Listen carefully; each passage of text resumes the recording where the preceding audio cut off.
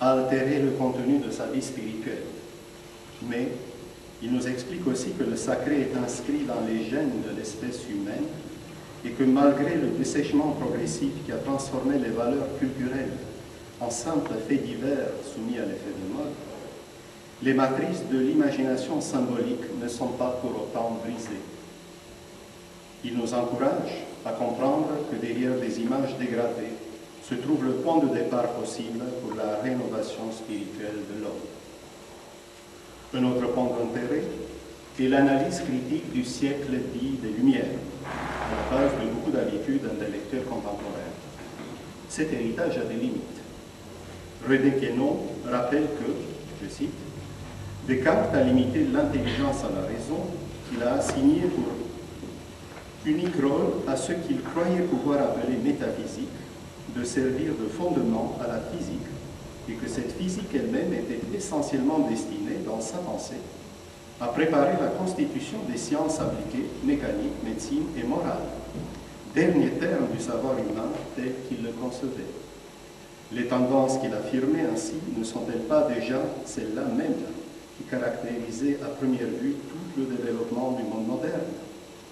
Nier ou ignorer toute connaissance pure et suprarationnelle, c'était ouvrir la voie qui devait mener logiquement, d'une part au positivisme et à l'agnosticisme, qui prennent leur parti des plus étroites imitations de l'intelligence et de son objet, et d'autre part, à toutes les théories sentimentalistes et volontaristes qui s'efforcent de chercher dans l'infrarationnel ce que la raison ne peut pas leur donner.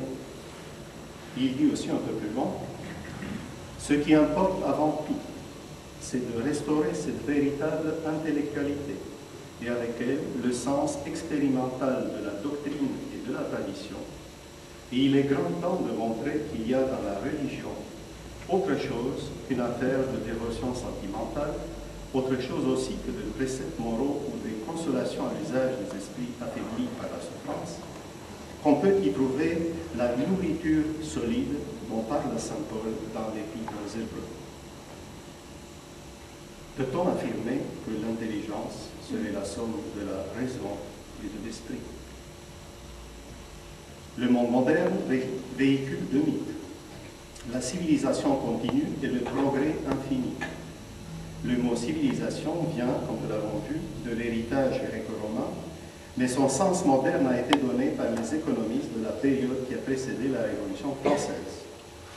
Le progrès, dans son acceptation actuelle, est une invention datant de la même époque. Bien que ce soit à ce moment que le sacré a été évacué du quotidien et relégué dans une transcendance lointaine, l'influence judéo-chrétienne se retrouve intacte dans la linéarité de l'idée de progrès, vue comme un avancement perpétuel vers un but immanent, mais qui n'est pas clairement identifié, à l'instar du long parcours entre la Genèse et la parousie. On oublie d'ailleurs trop souvent que le progrès n'est pas le neuf, mais le mieux.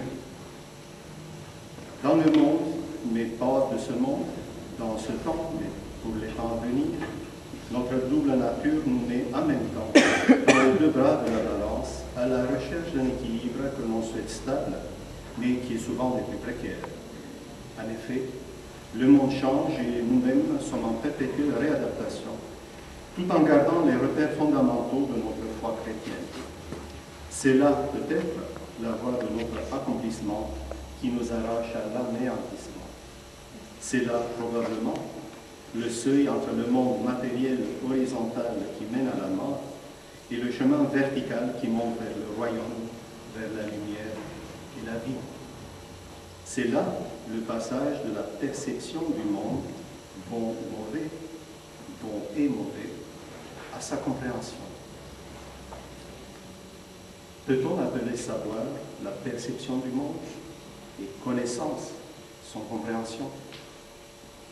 Est ceci vrai autant pour la science que pour la théologie? Peut-être, car tout vient d'en haut et la science est le fruit de la raison, qui est un don de Dieu.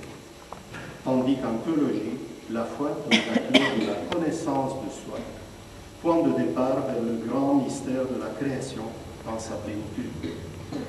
Le mystère est une réalité pour le croyant et, comme le dit si bien Père Sophroni, le chemin entre la raison et le cœur est la prière.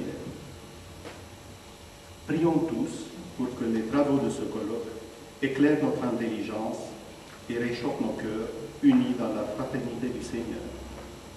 Merci pour votre attention et pour votre patience.